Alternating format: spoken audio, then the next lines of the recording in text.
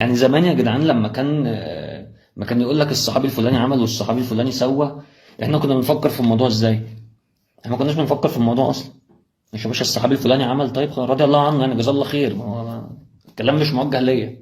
يعني الصحابي الفلاني عمل ده، الكلام ده كلام خطب، يعني ده كلام ده في زمن ماضي، ده زمن ولا ايه الصحابي عمل انا عمل. عمر حد فينا سمع ان صحابي عمل حاجه عظيمه فقعد يفكر بقى يا انا تعالى نتعظ ونتعلم وابدا. انا ما شفتهاش، يعني لو انت شفتها انا ما شفتهاش. لا شفتها ولا انا عملتها، ولا مثلا شفت صحابي يعني انا اصحابي بيصلوا الجمعه وان شاء الله خير، هنصلي الجمعه ان شاء الله الدنيا هتمشي بس. انما ان اشوف صحابي بقى لا الكلام ده مش لينا. اللي جد بقى في الموضوع ده الجديد بقى، ده الجديد منه، ان النهارده 5 ساعات سواقه من هنا في صحابه عادي، في ناس بقى لها 40 يوم بتحارب 3 بلاد وما بتخسرش، صحابه يعني اللي معاه ربنا يمشي على الميه. فلو الحكايه كده، يعني لو في بقى ان اللي معاه ربنا يمشي على الميه، خدوني امشي معاكم، انا عايز امشي على الميه. هو مين فينا مش عايز يمشي على الميه؟ ما ده اللي انا جاي اقوله لك بقى. هو انت ما فيش حاجه في حياتك تخليك عايز تمشي على الميه؟ يعني ما هو اللي معاه ربنا بيمشي على الميه، اللي معاه ربنا الكون كله بيتسخر يحل له حكايته. اللي معاه ربنا معاه قوه خارقه عادي ممكن يولع في مركبه بولاعه 5 جنيه. هي لو ماشيه كده خدونا معاكم، ما انا اكيد في حاجات في حياتي عايز احلها. يعني اكيد عايز امشي على الميه، يعني اكيد انت مش مبسوط بحياتك 100%، اكيد انت محتاج. يعني لو في الدنيا اوبشن القوه الخارقه، طب ما تجيب منه، هات القوه الخارقه. فالناس قدامنا اهو، الناس ده تعال نشوف بقى الناس دي بتعمل ايه. فرقم واحد بص في ورقتك، ده وجهة نظري انا، ممكن وجهة نظري تبقى غلط، ممكن اقول لك كلام مش كامل، ممكن انسى حاجة، بس انا وجهة نظري رقم واحد بص في ورقتك، استعين بالله واستغنى عن اي حاجة.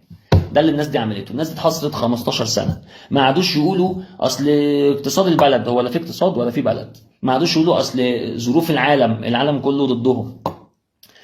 مع مثلا اصل لا القياده السياسيه وابو مازن اصلا راح يشتغل في الشاورما وشاف مستقبله وساب القصه دي خلاص، مش شغاله الحكايه دي.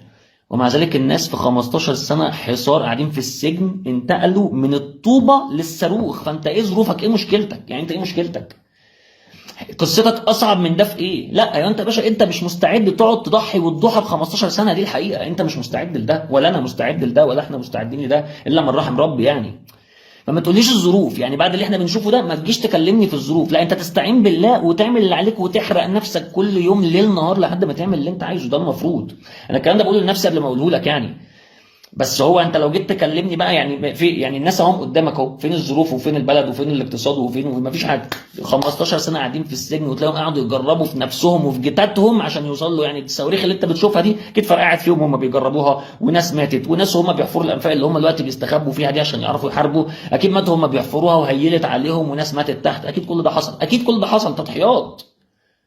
في ظروف سيئه، في تضحيات، هتحل بالتضحيات وهتحل بالشغل.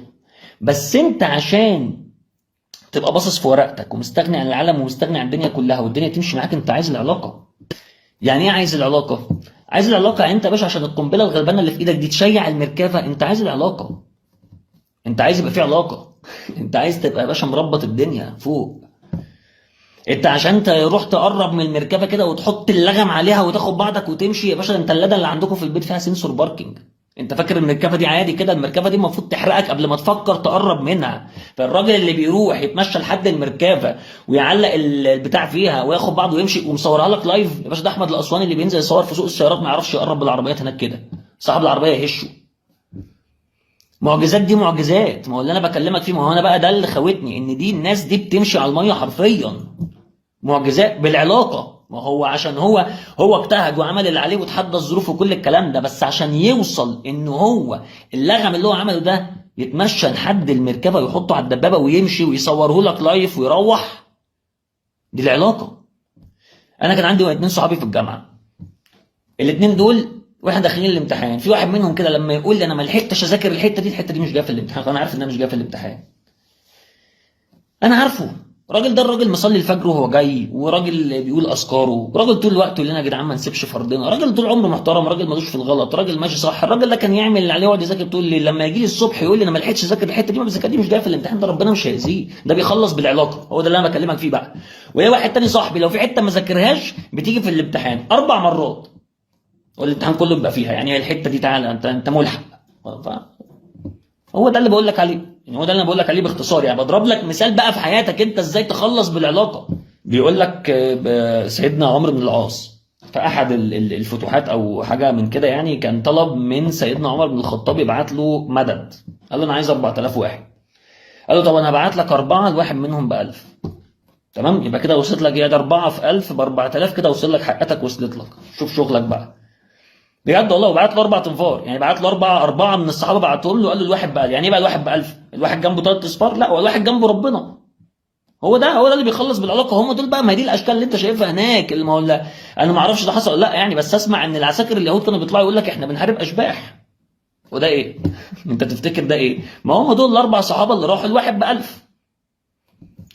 انت تخيل ان انت بتحارب ربنا بيحارب معاك، انت تخيل انت واصل لدي، انت واصل للليفل ده، ان انت لما بتحارب ربنا بيحارب معاك، ان انت لما تعوز حاجه ربنا بيساعدك فيها، ان انت لما بتنزل تشتغل ربنا بيحل لك، ان انت لما بيبقى لك مصلحه ربنا بيقضيها لك. هو ده اللي انا بكلمك فيه. الحاجه الثانيه بقى، وانا يعني انا ما بحبش اخش اصلي في الحته دي، لان الحته دي فيها سن التنميه البشريه كده، وانا التنميه البشريه بجزع منها، بس انا مش عارف اجيبها لك ازاي غير كده، مضطر اجيبها لك كده، استحملني. هو انت مش عارف تبطل السيجاره ليه؟ ايه مشكلتك؟ احكي لي بقى كده عن مشكلتك. ما اصل احنا دلوقتي خلي بالك، اصل احنا الجماعه اللي هناك دول دخلونا في حكايه. انت ايه مشكلتك؟ حضرتك واخد بالك ان في ناس هناك بقى لها 40 يوم من غير اكل وشرب وبنزين وميه وبيحاربوا وعايشين، وانت تقول لي مش عارف استغنى عن النيكوتين؟ ايه يا حاج؟ الدنيا ايه؟ انت تعرف ان في عيل بيقعد 3 ايام تحت الانقاض، لا بياكل ولا بيشرب، وبيطلع عادي بيضحك ومكمل حياته عادي، وانت تقول لي مش، وانت مش عارف تبطل السيجاره 3 ساعات؟ اقول لك على حاجه، انت عايز تعرف انت ايه مشكلتك بامانه؟ انت مشكلتك انك سايب الدركسيون بس، هي دي مشكلتك. انت مشكلتك ان انت نفسك هي اللي سايقه، وانت قاعد بقى عمال بتلعب في التكييف وتوطي الشباك وتلعب في الراديو وبتاع ومستمتع بالرحله، بس مش اكتر من كده. هي دي مشكلتك، انت سايب الطاره، انت حكايه الطاره دي دلوقتي مش شغلاك، هي نفسك سايقه وانت قاعد بتستمتع بالاجواء، هي دي مشكلتك. اي كلام غير كده كلام فاضي، اي كلام غير كده انت بتضحك على نفسك. حضرتك نفسك هي اللي سايقه بس، مفيش اي اسباب تانية. احب اقول لحضرتك عشان بس، ويجي يقول لك بقى ايه، انا هبطل السجاير، بس انا هدخل الاول كورس ايكوس 3 سنين تمهيد، لان لو سبت السيجاره على طول انا انتاجيتي هتقل، الانتاجيه هتنزل. هو حضرتك بتنتج ايه؟ احب اقول لحضرتك ان في اطقم انقاذ في غزه بتشتغل 3 ايام من غير اكل ومن غير نوم، يخش في اليوم الواحد يشيل 20 عماره يطلع الناس من تحتها، وما بياكلش وما بيشربش وما بينامش.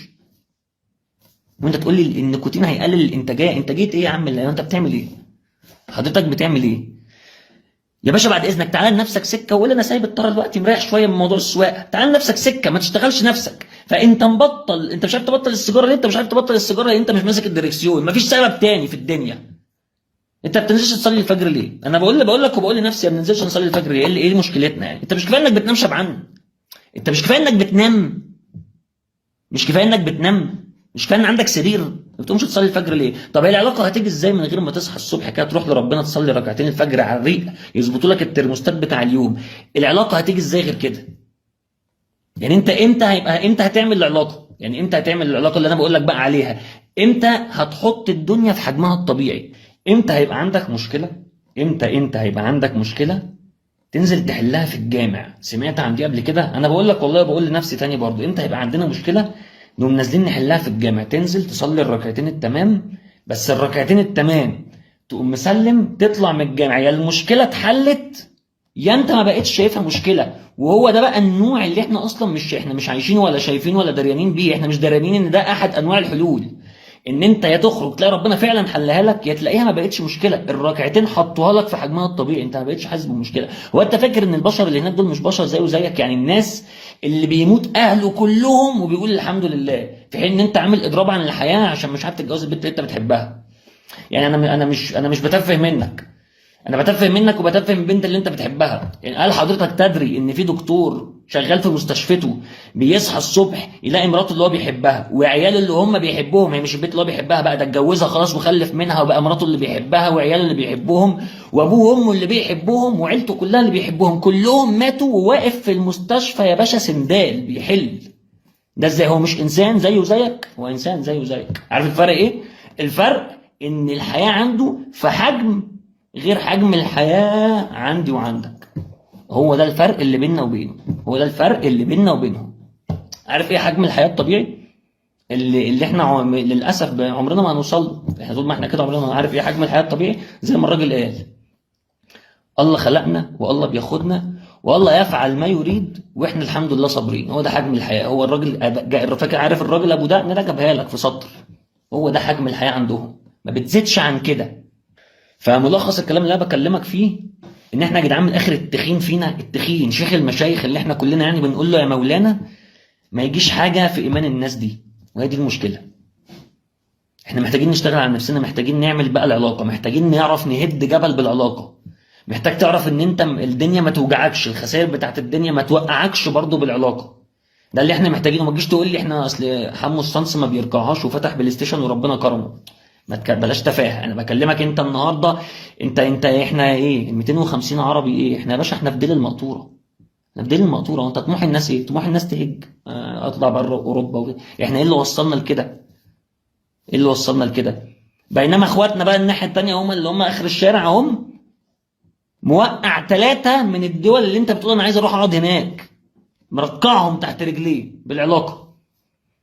ومش مرقعهم بيشتمهم ويشتموه، بيحاربهم. هم عندهم تكنولوجيا، هو عنده تكنولوجيا اقل شويه، بس بالعلاقه بقى يا باشا زيح زيح. وده اللي بكلمك فيه.